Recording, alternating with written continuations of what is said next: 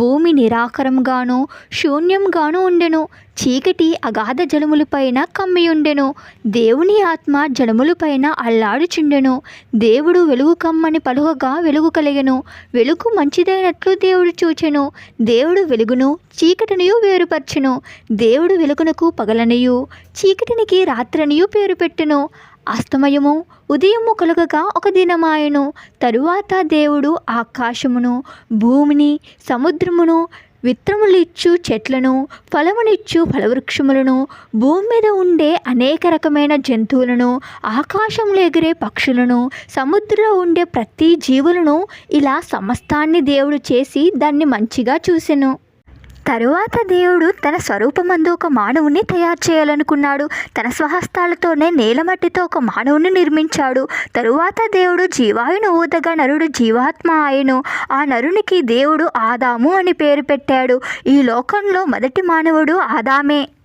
దేవుడు ప్రతి జంతువును ప్రతి ఆకాశ పక్షును నేల నుండి నిర్మించి ఆదాము వాటికి ఏ పేరు పెట్టినో చూచుటకు అతని యొద్దకు వాటిని రప్పించెను.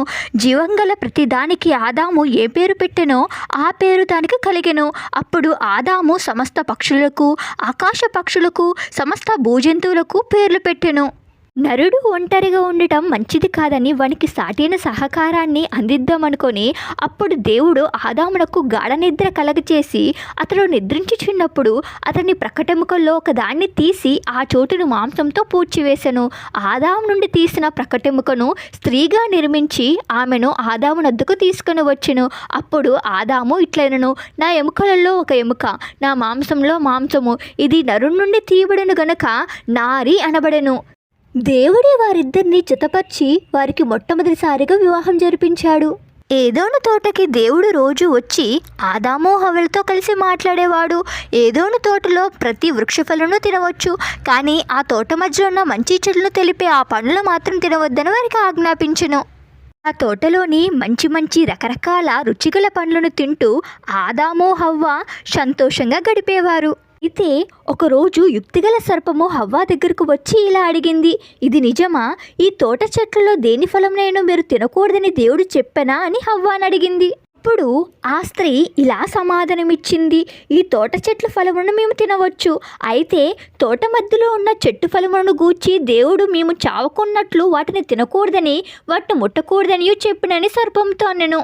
అందుకు సర్పము, మీరు చావనే చావరు, మీరు వాటిని తిను దినమున మీ కన్నులు తెరవబడిననియు మీరు మంచి చెడులను ఎరిగిన వారే దేవదూతల వలె ఉందరనియు దేవునికి తెలియనను ఆ సర్పం స్త్రీతో చెప్పింది. అప్పుడు హవ్వ కళ్ళకు ఆ పండ్లు చాలా అందముగాను వివేకమిచ్చు రమ్యమైనదిగాను ఉండుట చూచి ఆమె దాని ఫలములలో కొన్ని తీసుకొని తిని తనతో పాటు తన భర్తకు ఇచ్చెను. అతడు కూడా తినెను. దేవుడు వారి మధ్యలోనికి వచ్చినప్పుడు వారిద్దరు కనులు తెరవబడి వారు దిగంబరులమని తెలుసుకుని చెట్టు వెనకాల దాక్కునిరి. అప్పుడు దేవుడు, ఆదాము నీవెక్కడా అని అడిగినప్పుడు ఆదాము, నేను తోటలోని నీ స్వరం విన్నప్పుడు దిగంబరిగా ఉంటిని గనక భయపడి దాక్కుంటుని అని అనను. అందుకు దేవుడు, నీవు దిగంబరువని నీకు తెలిపిన వాడెవడు?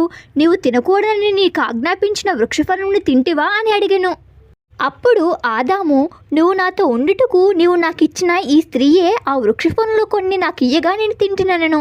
అప్పుడు దేవుడు స్త్రీతో, నీవు చేసినది ఏమిటని అడగగా స్త్రీ, సర్పము నన్ను మోసపూచినందుకు నేను తింటున్నాను. వారికిచ్చిన ఆజ్ఞకు లోబడకపోవడం వల్ల దేవుడు చాలా దుఃఖపడ్డాడు. దేవుడు సర్పముతో, నీవు శపించబడిందానువు, నీవు వాణ్ణి మెడ మీద కుట్టెదువు, వాడు నీ తల మీద కొట్టి చంపును అని అనను. దేవుడు హవ్వతో, నీవు ప్రసంవేదంతో పిల్లల కందువు అనెను. ఆదాముతో, నీవు ప్రతిదినము శ్రమించి చెమటోర్చి ఆహారము తిందువు అనెను. దేవుడు వారికి ఆజ్ఞాపించి తినవద్దు అన్న పండ్లను తిని పాపం చేయడం వల్ల దేవుడు వారిని ఏదోన తోటల నుండి వెళ్ళగొట్టాడు. వారు మరలా ఏదోన తోటలో ప్రవేశించుకున్నట్లు దేవదూతల చేత అగ్ని ఖడ్గముల చేత వారికి కాపలా పెట్టెను. ఆజ్ఞ అతిక్రమమే పాపము.